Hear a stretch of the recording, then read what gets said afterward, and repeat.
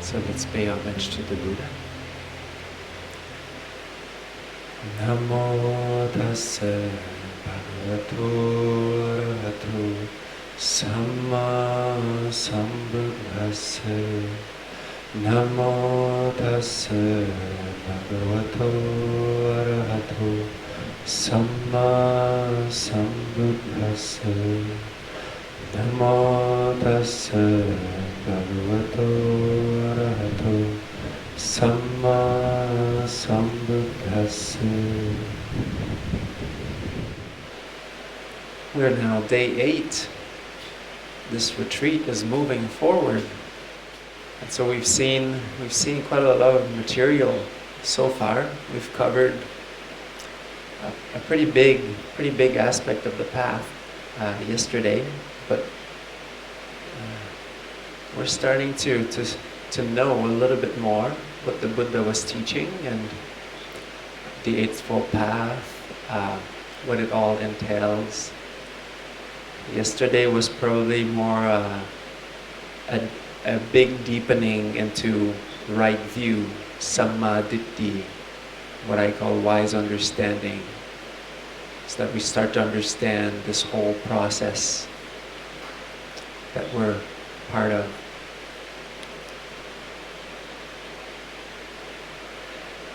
And now a lot of you are, well, everybody is making quite a lot of beautiful progress, and to see that makes me happy, makes me glad, gladdens my mind, like the Buddha would say, to see this progress. And towards the not only the end of the retreat, but once the meditation is starting to get going a little bit more, the mind really starts to calm down and become very still.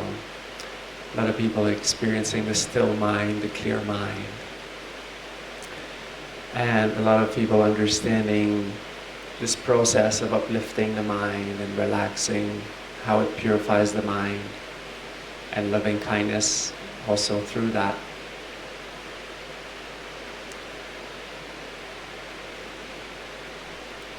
One aspect I didn't talk about very much so far has been an aspect that is quite viral nowadays, which is called mindfulness. And what the Buddha meant by that, and what that was. And perhaps somebody could tell me, there's 4 things that he called mindfulness. The 4 resting places. He's using my language. That's great. Very good. The resting places of awareness. And in more common terms, maybe, 4 foundations, yes, the 4 foundations of mindfulness. And so yesterday I gave you this really long and complicated talk on dependent origination and how this whole process arises. But when we do what we are doing here, so we are letting go, releasing, relaxing this tanha, where it arises. And when we do this more and more, it becomes weaker. And the mind becomes more steady and more mindful, more aware. And as we weaken that chain of dependent origination, what is left? Dependent origination without craving, without wanting, without agitation. What is left, what we are left with is these 4 aspects. the 4 foundations of mindfulness. Can anybody tell me what the 4 foundations of mindfulness are? Is there a body in there? Yeah, okay, I'm getting nods. Okay, so that's good. Knowing body as body. Intent, fully present and aware. Knowing, feelings or sensations as sensations. Yes, Vedana. So we have Kaya, Vedana. Then we have Chitta, mind. Knowing the mind as mind. Just like that. Sensations as sensations. Not me, not mine. Not I like this sensation, not I don't like this sensation. Just as it is. And last one. Start.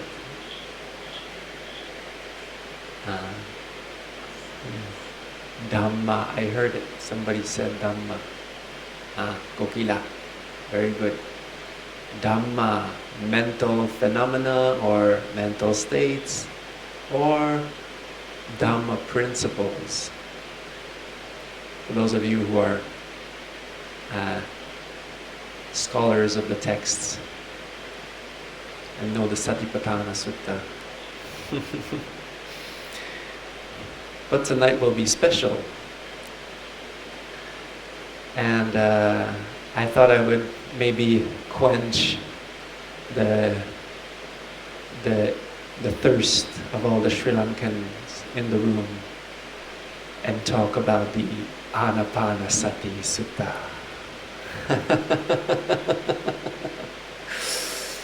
And what the Buddha actually said, because that's really important.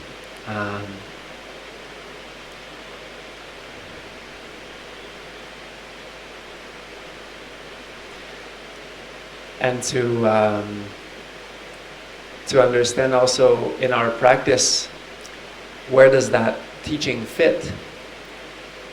And one of the beautiful things about the Ānāpānasati, because to be honest, this is also one of my favorite instructions. It's not that I'm against that teaching or anything. But the problem is nowadays the way it's being interpreted can cause problems in the way that we're trying to practice. But maybe I can offer this perspective to you tonight, and then something you can carry home with you, another perspective. And what I find beautiful in this teaching is that it's actually not just Ānāpānasati, it's not just mindfulness of breathing, but it also covers quite a huge part.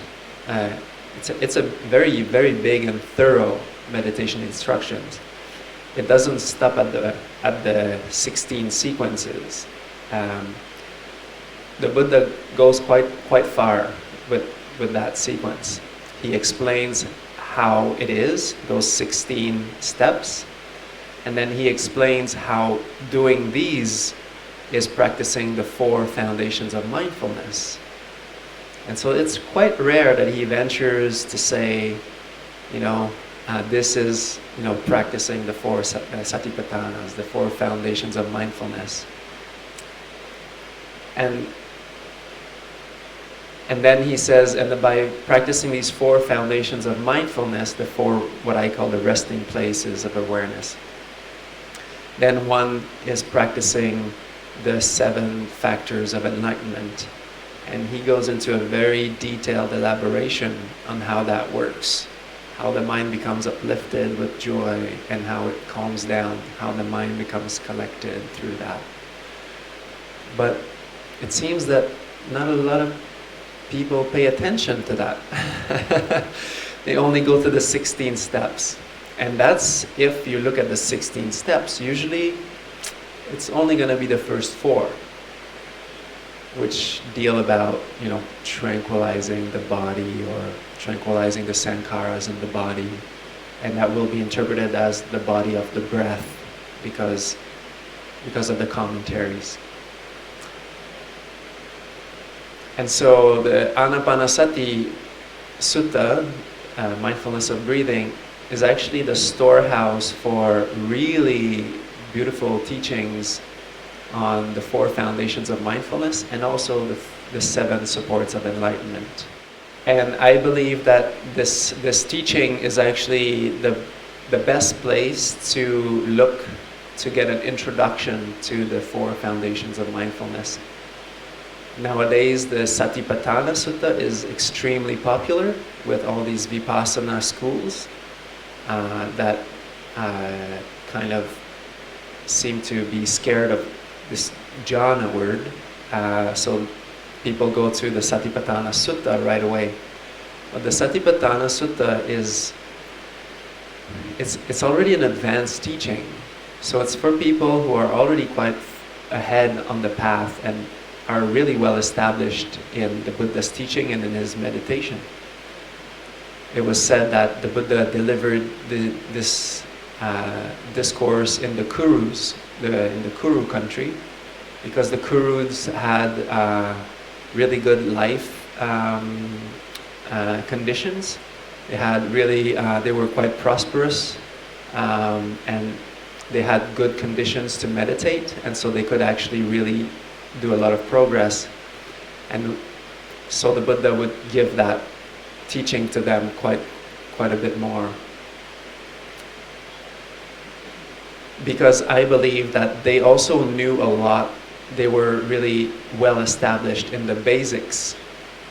But to go to the Satipatthana Sutta, you have to understand the basics. Because the Satipatthana Sutta does not give you the basics. It goes into how one who is really well developed in mind should really always see reality in the wise understanding, in the right view. And so that's already quite far ahead. And to understand how this relates to our own practice, well, in fact, Bhante Vimalaramsi, my teacher, was when he did 20 years of Vipassana Mahasi style, Mahasi Sayadaw style in Burma, did many month-long, 3-month-long retreats, 6 months long, 1 year. He did, last one I think was 2 years, 2-year retreat in Burma in Mahasi style Vipassana. So he's done quite a bit of it. And he went through all the insight knowledges and all of the manual of insight that Mahasi Sayadaw wrote. And he was even told that he could teach, that he was asked to teach. And he didn't. Because he wasn't satisfied with what he was experiencing. He thought, this is not really working. This is not what I'm experiencing. Even though he went through all of the insight knowledges and all of the path laid down by Venerable Mahasi Sayadaw, he started teaching loving kindness to his students, because he is like, I think loving kindness is actually better. And then he was told to maybe look back into the original texts, the suttas, and that's the time where Bhikkhu Bodhi came out with the first translation of the Majjhima Nikaya. Well, not the first, but a more contemporary one, which was more palatable for modern English and understandable. And he started reading these suttas, and he got really impressed, because for over 20 years he was studying mainly the commentaries. Because when you become a monk, really often what you're going to be studying is the Visuddhimagga, which is a much later text, and a lot of commentarial scriptures which talk about the suttas. But rarely do we find people who really just take the suttas as their guide.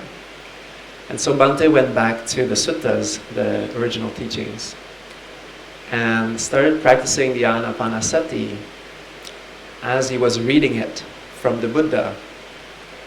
And he was staying in Malaysia at the Sri Dhammananda's temple in Malaysia there, and he was teaching there too. And he was so impressed with what it was doing to his mind. He was just relaxing his body. He was just aware of his body, relaxing his body, relaxing his body, relaxing his body. And just doing that, which was not something that he was used to do. He was not doing that during Vipassana, Mahasi style. And there's this whole story of, he used to, his teacher, Upandita, would tell him to sit for 2, 3, 4, 5, 6, 7, 8 hours. And he would just go through this incredible amount of pain and, but even through all of this, he said that after his 2-year retreat, he went back to Malaysia and he just slept straight for 2 months. Because it was just way too much, just so his body was just and he was saying he was sleeping maybe 3-4 hours a night, and he was eating like crazy, because when you do that, you just you can just eat. Your body doesn't get enough energy anyways, however much you're going to eat, because you don't really sleep, and then you just straining yourself a lot. And so anyhow, and so he left that monastery in Malaysia because he was too impressed with the suttas and the Ānāpānasati. And he went to a cave in Thailand, and he said, "I'll be back in a month." And then he stayed 2 months, and then they sent somebody to get him because they wanted him back in the monastery. It's they're these 2 monks coming to grab him at that cave in Thailand. He was just stuck there. He just kept going, and he had the time to really kind of go deeper, and he's just he couldn't believe what was happening to him after all these years of practice and just following the instructions of the Buddha without any other comments laid over it. And this is actually how we came with the 6 R's. And so what we've been practicing here, and this is what we'll explore tonight, is really not that far from the Ānāpānasati. It's actually based upon it. We're just not really talking about the breath because it can mislead people, and I'll explain why later. But the 6 R's are basically the Ānāpānasati. We just added loving kindness to it. Just to boost the whole process, but this whole instruction, as you'll see, is basically what you've been practicing. And the more people make progress in this meditation, the more it will become really, really, really similar to the Ānāpānasati. The way that we understand it. So without further ado, and the Ānāpānasati is in the Pūjā book, because that's also how much I like it.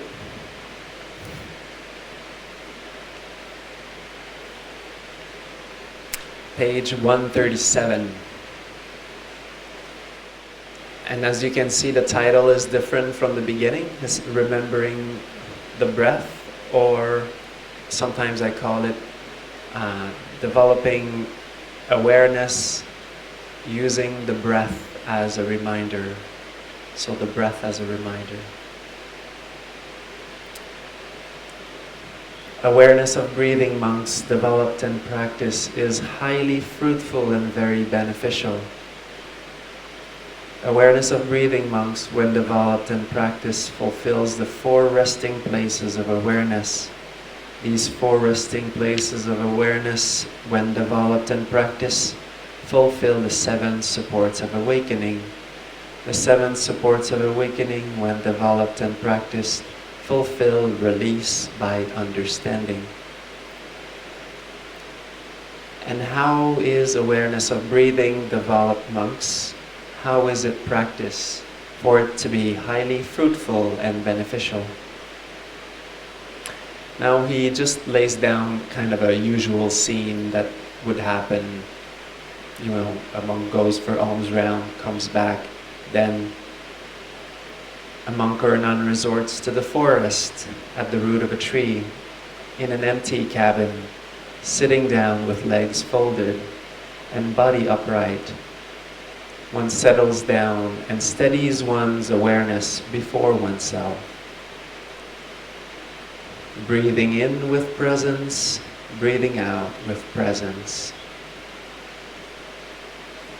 So this is just setting the stage. We're just sitting down in meditation, and that's about it. There's not really anything complicated here. Breathing in long, one knows I am breathing long. Breathing out long, one knows I am breathing out long. Breathing in short, one knows I am breathing in short. Breathing out short, one knows I am breathing out short. And see here, I underlined one knows, because this is just what is. And so here, this is just the difference between more like a Hindu or yogic practice that would be called pranayama, which is actually controlling the breath to actually purify the body and some aspects of the mind. But the Buddha here is not saying to control your breath or to do anything in particular. He's just saying, just know how it is, the way that it is. So just see it. So basically you sit down and you just reconnect with your body. You just know you're breathing. If you're breathing a little bit faster, then you just know that this is what it is. If you're breathing calmly, then that's what it is. So there's no real practice here. It's just to know this, to just connect with your breath.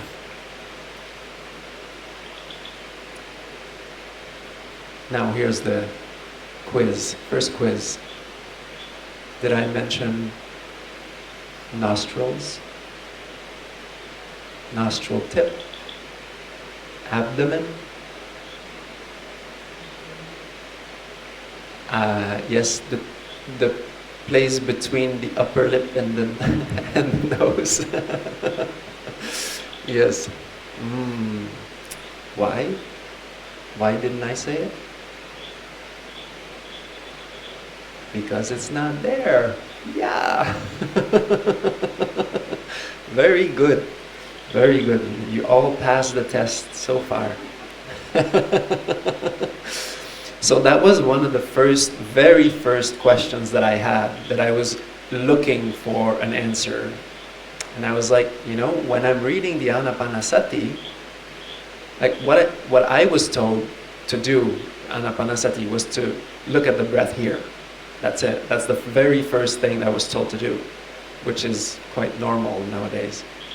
To just see the breath going, coming, and just knowing that. And then I was reading this, and I was like, but where is it? Like, why isn't it saying? And I was looking for the word focusing also. It's not there. It's like, what am I not getting here? So anyhow, that was my question. And then I actually listened to a talk on Bhante Vimalaramsi explaining the Ānāpānasati. And that was a big turnaround point for me. And I was like, finally, somebody who's actually saying why. Because usually you'll get an answer like, oh, it's in a commentary. So that's what the answer is going to be. So the Buddha doesn't say it here, but it's said in a commentary, which is something that somebody says afterwards. Now it gets a little bit more interesting. One practices now.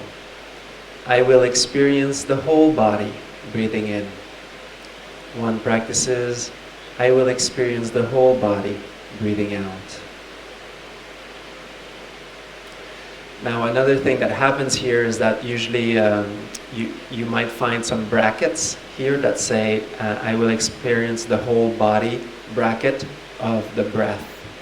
That also is from a commentary. So that is not found in the original Pali text. And now we have the first step that says one practices. So sikkati is to train, is to practice. Whereas earlier we had the word pajanati. Pajanati is just to know the breath, just the way that it is. But now there is a bit more of an action, and this is where we start to practice. This is where right effort actually starts. So we started connecting with the breath. We just, settle into presence. We know that we're breathing.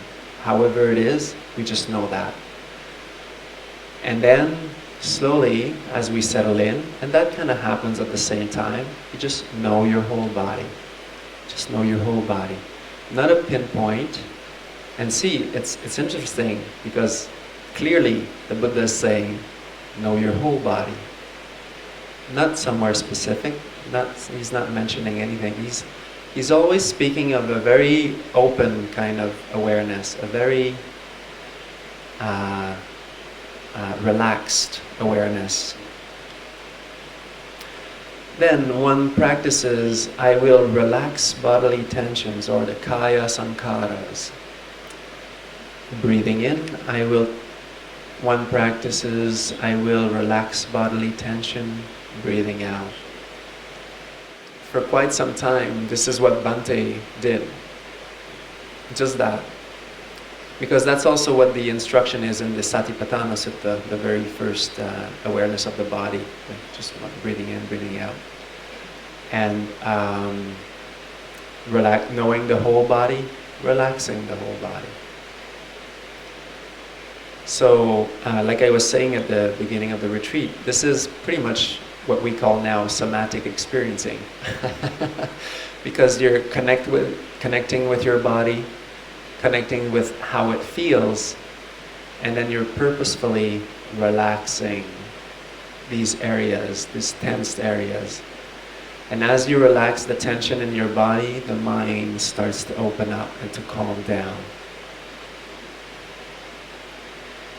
And this is usually pretty much where people stop, usually.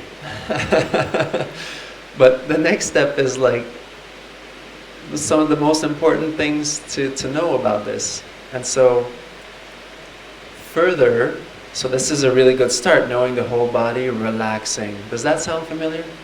Have I been saying that every single morning meditation? Oh, yeah, right. Yeah. Yes, well, this, now you know where it's coming from. One practices, I will experience joy. Oh, isn't it interesting? Okay, breathing in. Okay, that sounds nice. One practices, I will experience joy. Breathing out. Oh, so lovely. And my teachers were telling me, don't be attached to the joy. And then I'm reading this and what do you mean? I need to breathe in and breathe out with joy. I don't understand. And so a lot of people will have a hard time with smiling because it's just so contrary to what we're being taught usually, especially in most Vipassana schools, it has to be serious. If you're not serious, you're not actually practicing, you know. So you got to show that at least you got some pain going on or something, you know. And that you're releasing some sankharas or something. And so smiling is like, people really have a hard time with it sometimes, and it's like, no, the Buddha didn't teach smiling.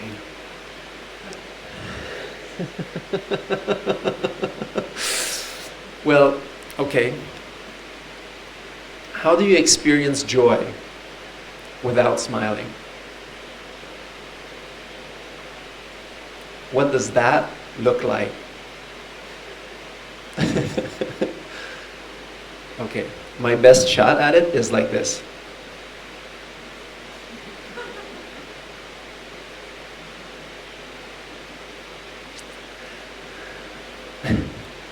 So it's actually quite hard. It's actually quite hard not to smile when you feel that joy, at least just a little bit. It's so connected. These things are so connected together. The Buddha always has a light smile on all the Buddha rupas, because that's the bliss of the awakened mind. First thing he did after reaching full enlightenment,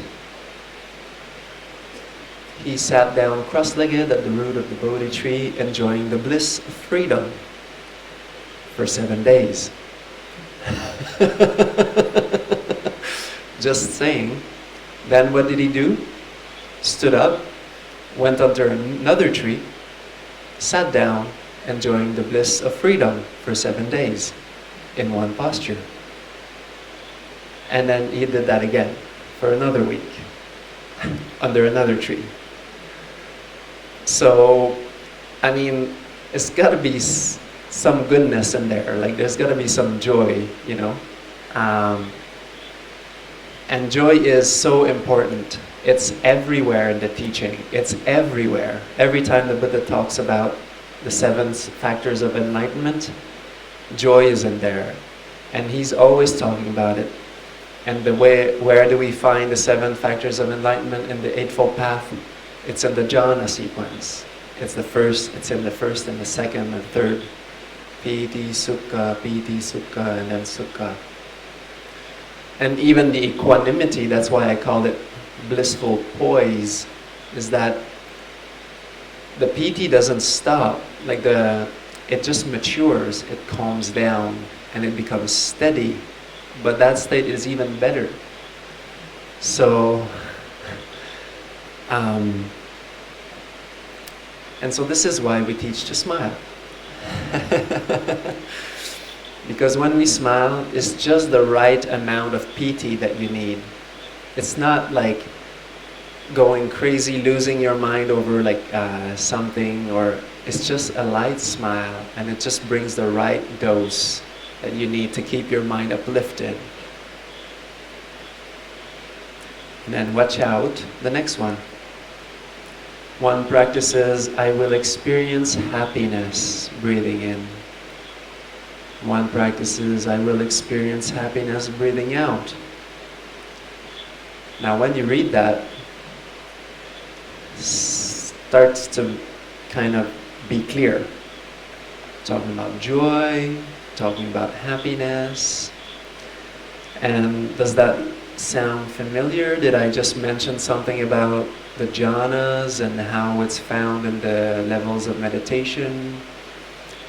And so when you connect with your body, you let go, relax, purposefully relaxing the tensions in the body. You'll feel pamoja, you'll feel some relief, you feel good. Then you'll feel some piti, and you actually encourage that piti by doing a light smile. And when you do that, smiling, relaxing the body, smiling, relaxing the body, enjoying, the mind will start to become steady and calm down. And then there will be sukha, ease, happiness, naturally. That's just a natural step that happens. And so here the Buddha is basically giving us a guided meditation through the levels of meditation. It's just the Ānāpānasati, that's just what it is. He's not talking about the Jhānas, but that's what he's talking about here. One practice is, I will become aware of mental activities breathing in. One practice is, I will become aware of mental activities breathing out. And now, at that point, when you do that, you smile, you relax, you smile, you relax. You might notice that at some point your mind will become distracted. Oh, yes, it will start thinking about other things, and you'll become aware of that. And then you just relax. Next step, I will relax mental activities breathing in. I will relax mental activities breathing out. So, are we starting to see a little bit more the 6 R's? Where they come from? Yeah, so we have the relaxed step at the very beginning. This is how Bhante came upon this, and that's why I say this is the most important step, because we actually really need to let go in our bodies. We see the tension in our bodies, and then we relax that. And then bring up the joy, and then the mind will experience some ease, some ongoing ease. And then you'll notice the mind gets distracted. You'll become more aware of that because mind is just becoming more present, more aware because of that joy, because of that relaxation. And then you'll also relax, release, relax those distractions. And just keep going, keep doing that. Now the difference here with our practice really is that the Buddha usually gave the Brahmavihāras to start with before this, so that people would get a really wide and big and stable foundation in really, really, really wholesome states. And when you go through the Brahmavihāras in a particular way, it pretty much brings a person to practice exactly like this in the end. And so this is all a natural sequence unfolding. And so really what we do here is we just added, I will practice sending love to my spiritual friend, or in all directions. And has anybody been aware that they were breathing at any point of the retreat while they were bathing in love? Probably, yes. I was. It happens, you know, we're just sending love, and then you're breathing. And you're aware of that. And that's good. So really that extra step is not really an extra step, it's totally part of the path. And it's not a misfit in there, it could easily be added. It was added, it's just that the Buddha is kind of talking about it in a little bit different way. But so when we're using the 6 R's, this is basically what we're doing right here. And now here on the next step, we go a little bit further into the meditation. And one practice is, I will become aware of mind breathing in. I will become aware of mind breathing out. And so now we're transitioning from more of a heavier awareness of the body into, oh, now the mind will become more present. One practice is, I will uplift the mind with joy. Again? Really? Yes. So we have piti, sukha, abhipamodayam. Just so you know, comes back over 3 times that this is important. Joy, happiness, uplifting the mind with joy. One practice is, I will uplift the mind with joy, breathing out. Then one practice is, I will gather the mind, samadaham. Samadaham is the synonym for samadhi. Samadaham is like basically a more like active way of saying like, I will samadhi the mind.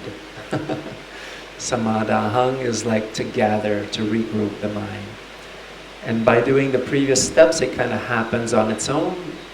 And this implies that that person understands that by practicing the joy, the relaxing, the body tension, the mind starts to gather, and this is how we do that. It's not by trying to make it like this, it's by following the previous steps. And so I will gather the mind breathing out. One practice is, I will untangle the mind breathing in, I will untangle the mind breathing out.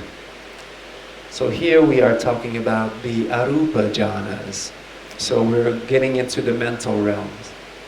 When we say here in our practice that loving kindness will become so light and easy to sustain, it will kind of fade away in the background, and what is left there is just a beautiful mental collectedness.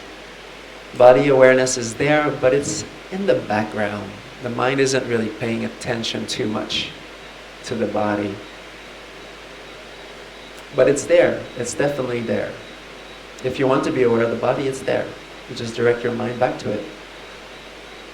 But the mental collectedness will be mostly the main experience of the mind at that point.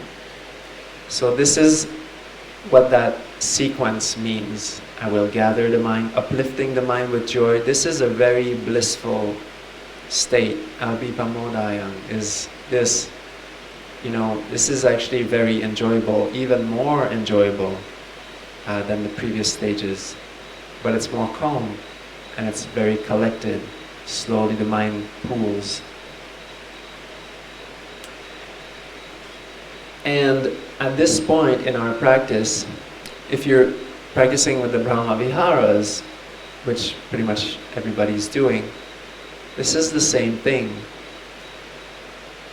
That's why we say that the loving kindness kind of dissolves into this more like a radiant joy, which is very light. We're talking about the same thing here. But you can radiate that joy, which is not really mentioned here, but it's mentioned in other texts. And what happens here is that the meditation becomes more and more effortless. It becomes very, very, very easy. The more we progress and the more the 6 R's are becoming built in our psyche, built in our structure, it's like we're reprogramming our minds, our operating systems to let go. And there's not much to do at this point but to let the mind untangle. Let the mind untangle itself. That was an instruction that I got on my first retreat in Bhante Vimalaramsi style. My online teacher, Prashant, he actually he gave me, and I was still a layperson at that point. I was doing an 8-month retreat at my place, and he said, now you just let this practice is now pretty much on autopilot. You just let the mind untangle itself. There's not much, the less you get involved, the better it is. So you just see the distraction just like unraveling, and that's happening really easily. And now we get into a place where the mind is very collected, very still. It doesn't have a whole lot of distractions here. If there's mental movements, they're very slight. There might come in once in a while a bigger distraction, yes, but mainly it's very clear and still. And this is what we call the clear mind, the still mind. This is the equivalent of bare awareness or nothingness, the plane of nothingness. And at this level, this is where the 4 last instructions come into play. One practices, I will contemplate transience or impermanence, breathing in. I will contemplate transience or impermanence, breathing out.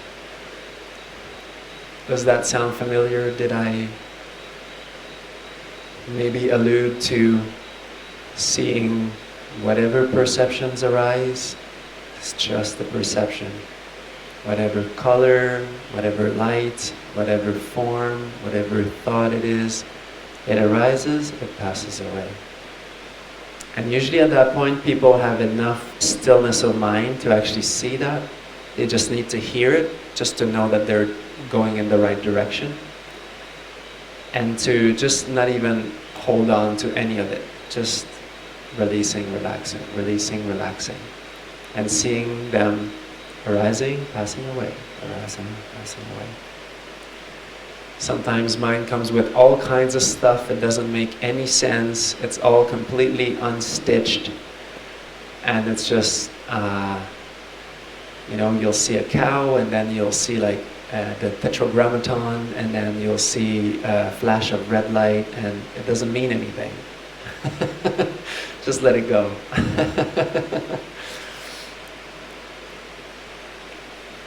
And so this is how we practice to see impermanence, to see anicca. It's very simple. It's all very simple. It's not complicated. Then one practices, I will contemplate calming down, viraga. As I said yesterday, this can also be translated as calming down, viraga, which is what I prefer to dispassion. Dispassion to me is, what do you do with that? I don't know. I will contemplate dispassion. But I can definitely understand and contemplate to calm down. Let everything calm down. Then one practices, I will contemplate the end of awareness. Nirodhanupassi. Breathing in, I will contemplate the end of awareness. Breathing out. Or another way that I like to see and understand this is I will contemplate bringing all mental activities to an end. As we see anicca, we calm down, viraga, and then we bring it all to an end until it is completely lost its compactness.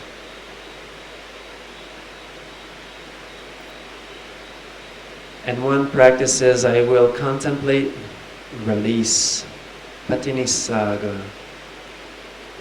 Breathing in, and I will contemplate release, breathing out, or freedom, or breaking free, patinissaga.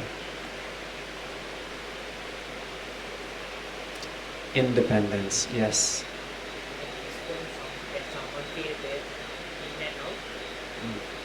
Yes, very good question. Naveen is reading my mind. He's starting to develop the idis. Good. So at that point, Naveen says, does that person experience breathing in and breathing out? What do you think? That aspect of using the breath as a reminder, Ānāpānassati. Sati means to remember.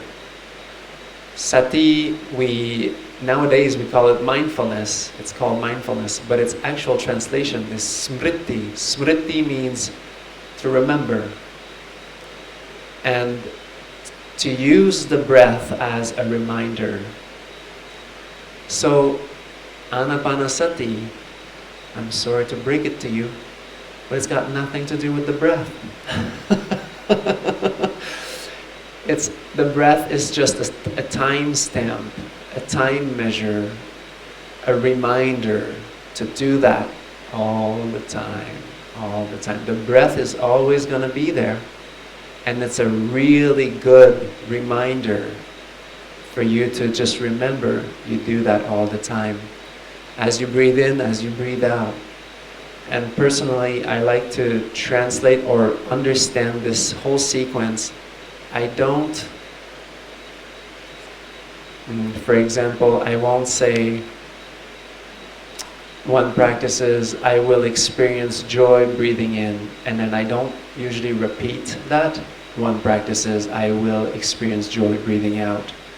I prefer to keep it more simple and say one practices, I will experience joy breathing in and breathing out.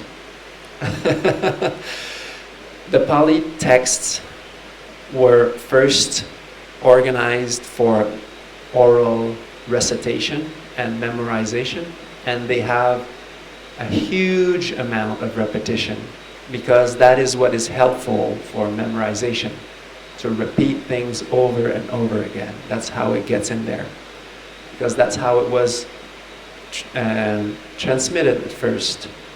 But now we have it on paper, and it's not very literary, because it was not meant to be literary, it was meant to be memorized. And so that's why you have these sequences coming over and over and over again. It's the same stock sequence. And my personal belief around this is that it's saying the breathing in and then breathing out and then breathing in and then breathing out, just so that we can actually repeat these lines, so that the person who's memorizing them can really sink it in. But in the end, really, the problem with that is that I think that because of that, a lot of emphasis was put on the breath, but not on what to do. And so, Ānāpānasati is not about the breath. It's about what we're doing. It's about right effort as you're breathing. And so one of the best examples is when we give the instructions on forgiveness meditation, for example. You say, okay, and when you're walking, you go, I forgive you. Please forgive me. I forgive you. And you say, and then you stay with the feeling. The steps have nothing to do with the meditation. It's got zero, nothing. The steps are a reminder to forgive. They're a tool. We use them to remember this is what we're doing. We're meditating. And the breath is exactly the same thing. And so we never really put awareness on the breath, but while we connect with the breath, we connect with, first of all, the first satipatthana, which is the body. And then we connect with our own body, we connect with breathing as it is, and we relax the body. We're aware of the whole body, breathing in and breathing out. The breath is just, it's there, you're going to be aware of it, and then you breathe in and breathe out with joy. And so basically, if I just get into meditation mode here, put a smile on my face, I relax my body,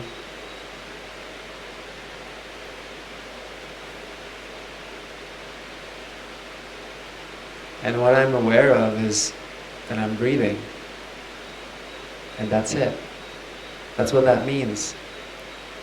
And the breath is there, it's always going to be there.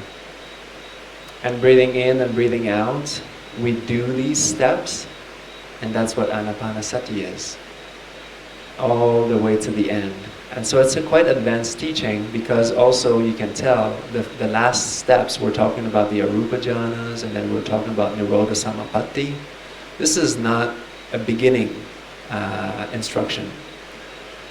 That's why I also believe, and it's quite obvious when you read the suttas, that the Brahmavihāras were definitely what the Buddha used to start people. And once this was really well established, then all of these wholesome states, they come together and they help each other. So loving kindness is not that much apart from this. It's very, very close. And so what we're practicing here is Ānāpānasati. But I haven't been telling you this because it creates problems. And you'll be aware that you're breathing, and that's good, no problem, it's all good.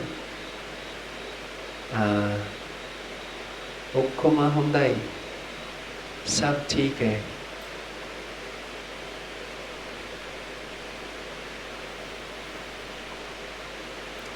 And in fact, it's a really beautiful teaching. It's a very beautiful teaching, and it has its place. It has its place in our practice when we understand it properly.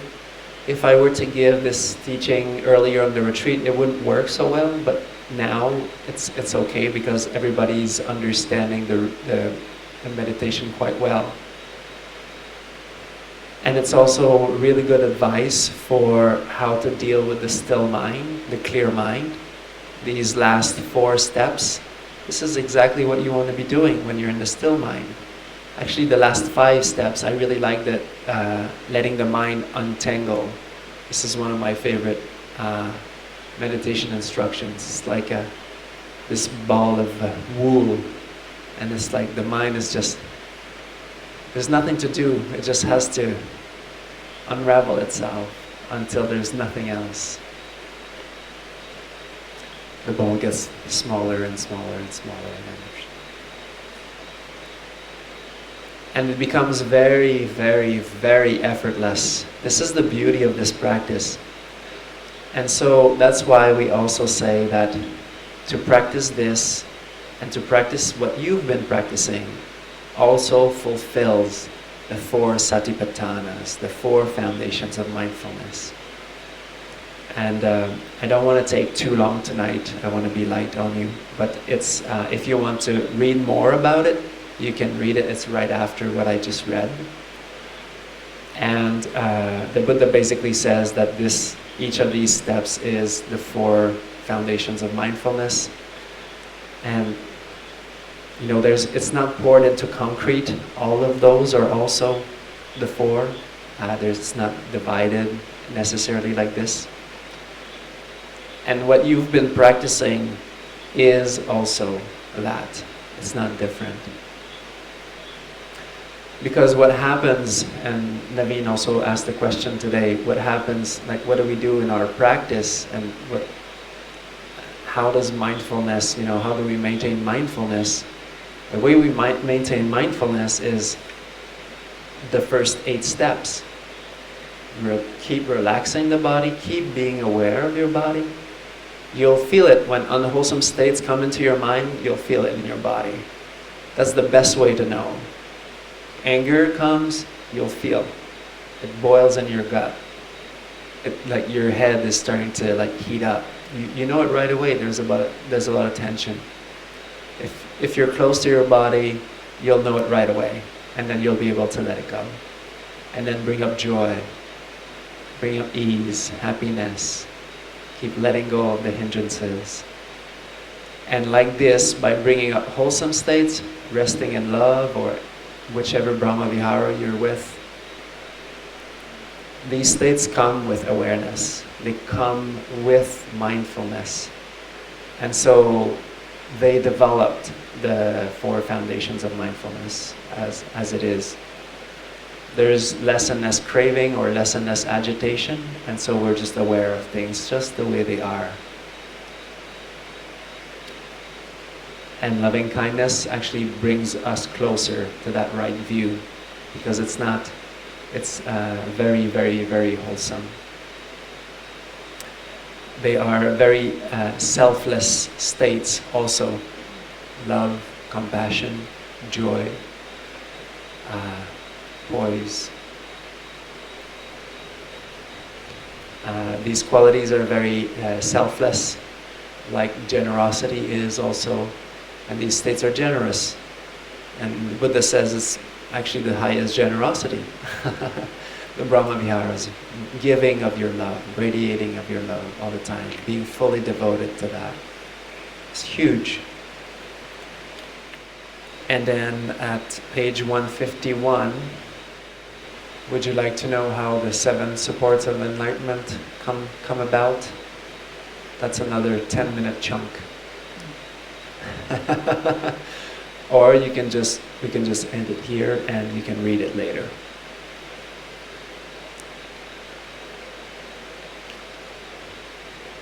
Okay, we can read it later. Yes? Do it? Okay, just do it.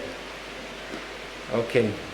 It's not very long, and it's pretty much what I've been saying, what I've been teaching here this whole retreat. And this is actually where I think the best explanation on the 7 factors of enlightenment is explained, or is found.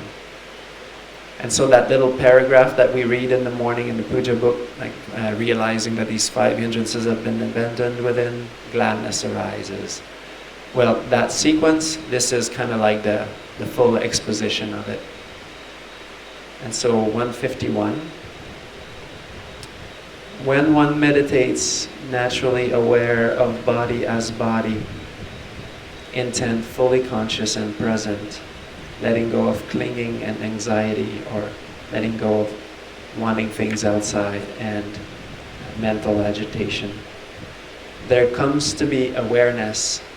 So just by doing that, there comes to be awareness. And one is not distracted. So this is just confirming what I just told you. As we practice this, awareness just wells up. It just comes to be. When one is not distracted and there comes to be awareness, the support of awakening of awareness. This is also mindfulness, by the way. This is that where mindfulness is found. At that time is undertaken by that person. The support of awakening of awareness is developed by that person. And the support of awakening of awareness at that time gradually matures by development in that person. See, this is how we develop these 7 factors of enlightenment. Meditating with this awareness, one uses discernment to seek wholesome states and let go unwholesome states, and completely understands mental states as that arise. So whenever your mind gets distracted, you just know it's distracted. You just use the 6 R's. That's what that means. This is right effort.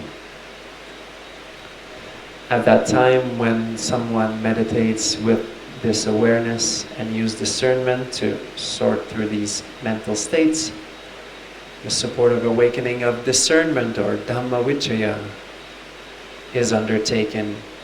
It is being developed, and it comes to maturation by development in that person. Now, virya, which I like to call determination or devotion. With this discernment, one seeks wholesome states and let go of unwholesome states. Thoroughly understanding mental states that arise, and practices continually with determination. Aradhan oti asalinam. So continually practicing like this. At that time, the support of awakening of determination is undertaken. It is developed, and it comes to maturity by development in that person. With this continual practice arises high-minded joy, piti niramisa. So that is that high-minded joy. Whenever a person experiences high-minded joy from this continual practice, at that time the support of awakening of joy is undertaken. It is developed and it comes to maturity by development in that person. With mental joy, the body calms down and the mind calms down. Whenever, due to this high-minded joy, the body calms down and the mind calms down, the support of awakening of calm is undertaken.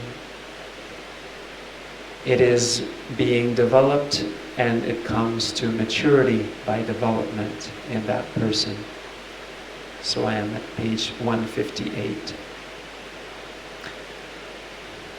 With this calmness of body, now we're going into mental collectedness, samadhi. The happy mind becomes collected. So with this calmness of body, the happy mind becomes collected.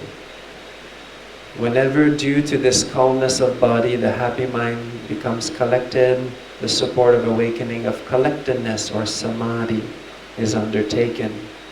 It is being developed and it comes to maturity by development in that person. Now with this calm and collected mind, one steadily attends with discernment. So the mind becomes just very steady, very still, very clear. Whenever a person, thus collected in mind, steadily attends with discernment, the support of awakening of mental steadiness is undertaken. It is being developed and it comes to maturity by development in that person. So this is how mindfulness arises. This is how you can understand that we practice the Satipatthanas, the 4 foundations of mindfulness. We also practice mindfulness of breathing in its own way. I haven't been telling you, just not to confuse you.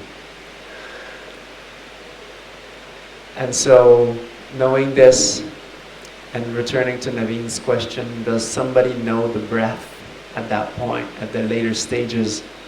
Well, yes and no. It might come up into your awareness once in a while, but the goal is to let go of all vehicles, of all objects, absolutely everything. And the breath is just another perception that arises and passes away. So you might be aware of it once in a while, but in the Arupa Jhānas, the breath is, it's not very noticeable. And that's another misunderstanding that I believe is happening, is when people say that beyond the 4th jhana, the breath stops. Well, the breath doesn't stop after the 4th jhana. It's bodily, so you're not aware of it that much anymore. But it doesn't stop. That, I believe that's just another unfortunate misunderstanding of how this whole thing is happening. But nowadays, in really staunch absorption concentration schools, they really believe that the breath fully stops past 4th jhana. And so the way that I understand this is just that breathing is just something that the body is doing, and when you go beyond into the mental realms, then the mind is not so interested in these things. And so the mind, as I said, it might come in and out of these finer states. So at some point you might feel the breath more, but you'll notice that actually if you were to put your attention on it, you'll notice tension right away.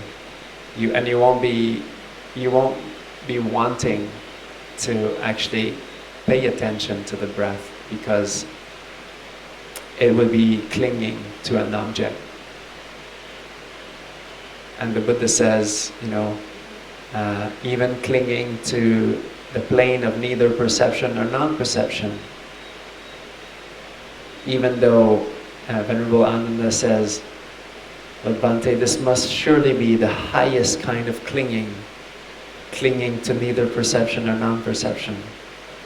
And the Buddha says, yes, it is Ananda, the highest kind of clinging that one can experience, but it is still just yet clinging, and one cannot attain Nibbana with any kind of clinging.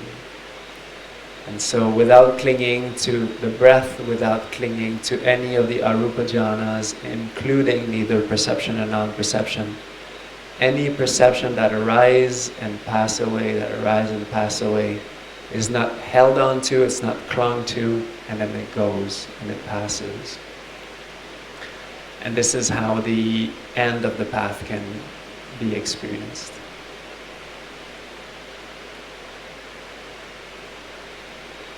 So, on this light note, I thought this would be the end of the talk.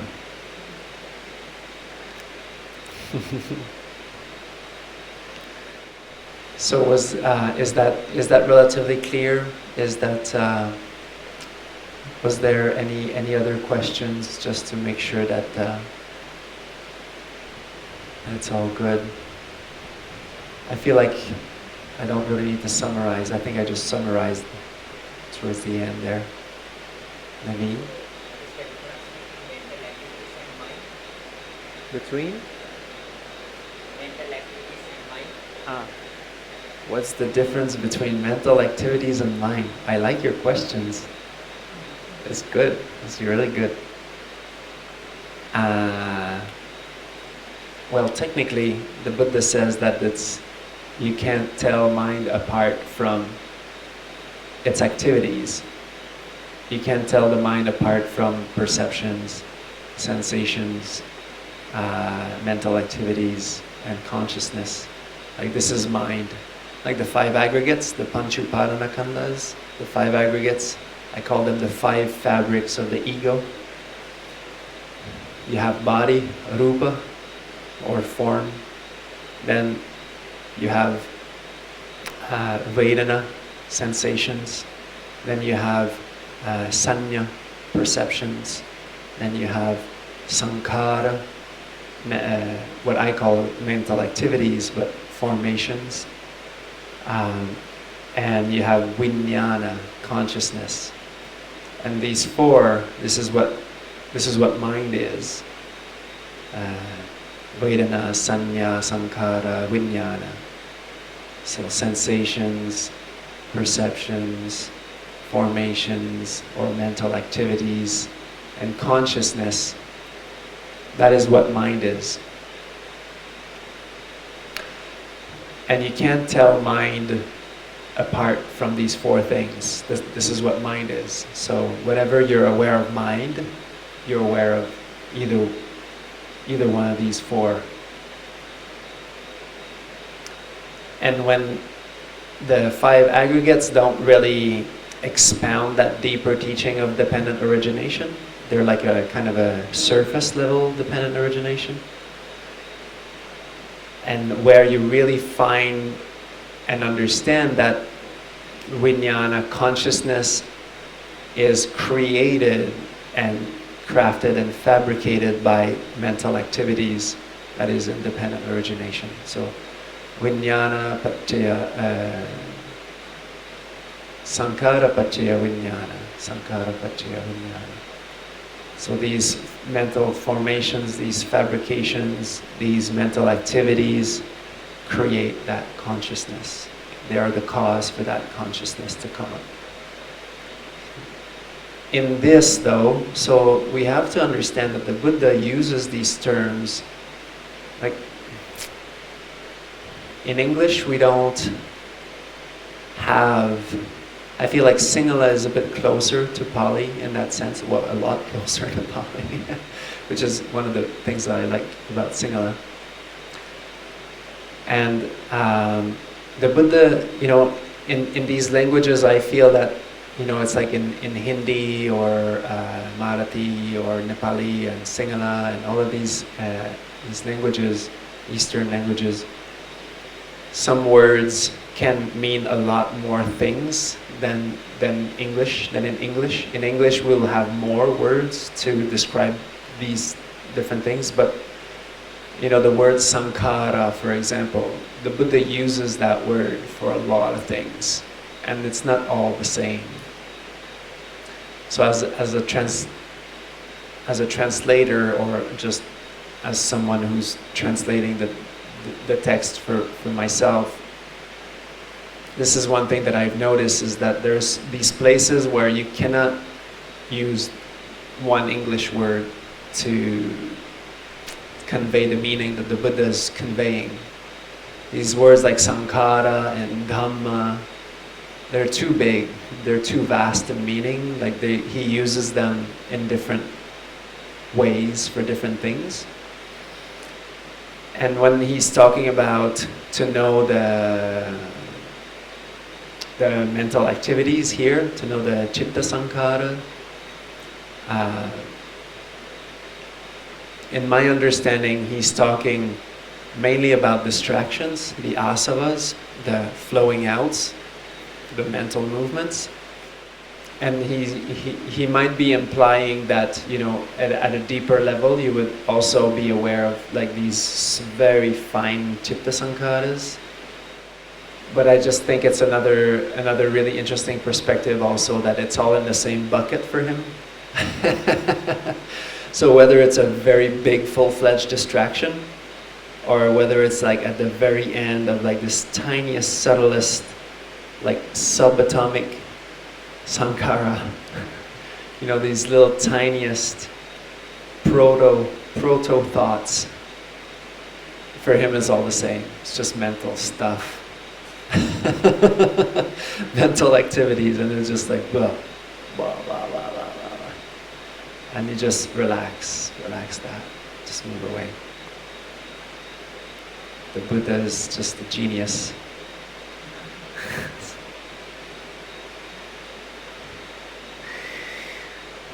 Okay, Naveen, you're not arahant yet?